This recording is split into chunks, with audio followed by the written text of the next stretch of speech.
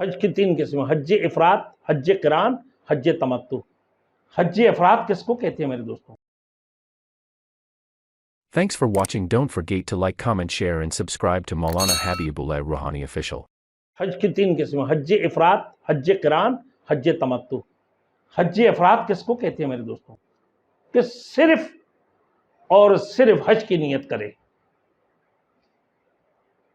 وہ بیت اللہ کی طواف کر سکتے ہیں مگر عمرہ نہیں کر سکتے۔ حج قران کس کو کہتے ہیں؟ جو عمرہ اور حج دونوں کی نیت کر لے، پہلے وہ عمرہ کر لے،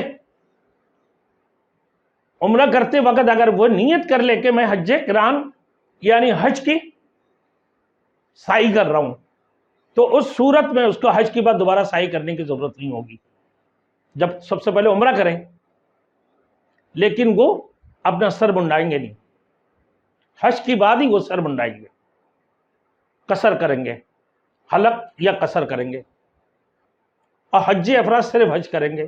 اور حج تمتع حج سے پہلے، یہ سب سے آسان ہے، حج سے پہلے عمرہ بھی کر لے، کہ جب یہاں سے ایئرپورٹ کے لیے روانہ ہو جائے میرے دوستوں،